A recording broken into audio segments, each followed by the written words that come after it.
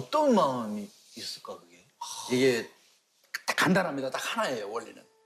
무슨 기본적인 정의감이 깔려 있는 거 그건 둘째치고요. 사건 현장에 가서 피해자의 모습을 보면서 그 사람의 고통을 받아들이는 거예요. 얼마나 아팠을까, 얼마나 고통스러웠을까. 그래서 형사들이 아마 제가 판단할 때는 그렇게 쫓는 이유는 현장을 봤기 때문에 그럴 것 같아요. 현장을 보지도 않은 다른 분들이 막 얘기하면 어떤 때는 속상하더라고요. 네, 맞습니다. 지금도 계속 이제 좀 아쉬움을 계속 표현을 은퇴를 하셨음에도 불구하고 선배님도 지금 이제 그 사건을 이제 퇴직을 하셨지만 아직까지도 포기를 안 하는 거죠. 그러시네요. 저희가 뭐 보면은 수사를 할 때 수사의 끝이 어딨냐 이거죠. 없어요. 이 미제 등록을 하든지 사건이 종결되더라도 결국에는 그 담당 형사가 포기 안 하면 수사는 끝난 게 아니거든요. 맞아요. 형사가 포기하는 순간 범인은 발 뻗고 자는 거예요. 형사가 포기하지 않아야지 발 뻗고 못 자는 겁니다. 그럼 이 사건 공소시효는 없었어요? 없습니다. 이게 다행인 게요. 잘 아시지만 태완이 사건이 생기면서요. 여야가 국회 본회의를 열어 살인죄의 공소시효를 없애는 이른바 태완이법을 처리했습니다. 태완이법은 영구미제 사건이 된 대구 황산 테러 사건 사망 어린이의 이름을 딴 법인데요. 오늘 국회 본회의에서는 일명 태완이법이 반대 없이 가결됐습니다.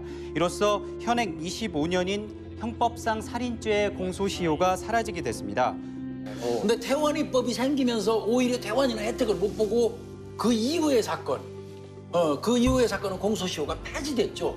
이제는 완전히 없어져서 이 사건은 공소시효가 없어요. 끝까지 추적해야죠. 지금도 이렇게 방송에 나와서 얘기하시는 이유가 예.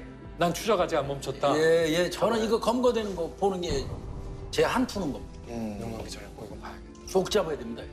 그러면 지금 공소시효가 없어진 게 지금 다 없어진 건 아닐 거 아니에요? 전범죄 대상으로 다 없어졌어요? 그러니까 이게 이제 미성년자를 대상으로 한 성범죄는 공소시효 없어요, 지금. 그다음에 이제 과학적 증거가 있으면 10년 연장해주는 그런 시스템도 구축이 됐는데 저는 그것도 아예 없어야 된다고 해요. 아예 성인을 대상으로 한 성폭행도 아예 공소시효 없애야 된다고 생각이 들어요. 왜 그러냐면 살인 사건이 사람의 생명을 끊는 그런 엄한 범죄라면 이 성폭행 사건은요 그 여성의 영혼을 죽이는 범죄예요. 똑같습니다. 사람 죽이는 거는. 그래서 저는 성범죄도 대한민국에서 반드시 공소시효 없어져야 된다고 주장하는 사람 중에 하나고 지지하는 분들이 많이 있습니다. 맞는 말이에요. 그러니까 이 공소시효라는 제도가 이제 여러 가지 공소시효 제도를 유지하는 여러 가지 이유가 있죠. 뭐 시간이 지나면은 뭐 증거가 소실되고 범인이 뭐 이렇게 도피 생활을 오래 하면은 처벌받은 거로 보는 거죠. 그 도피 생활 등에 고통받은 걸 또 인정해 주는 것도 있고 또 어떻게 보면은 그 공소시효 기간이 저희 수사기관이거든요. 너희 경찰 수사기관이 조금 더 신속하게 더 수사를 해라. 뭐 이런 측면도 있기 때문에 공소시효를 유지를 하는데 근데 선배님 말씀처럼 이런 악인들은 끝까지라도 쫓아가서 잡아야 되지 않을까. 그게 공소시효가 제한이 되면 안 되겠다. 이런 생각인 거죠.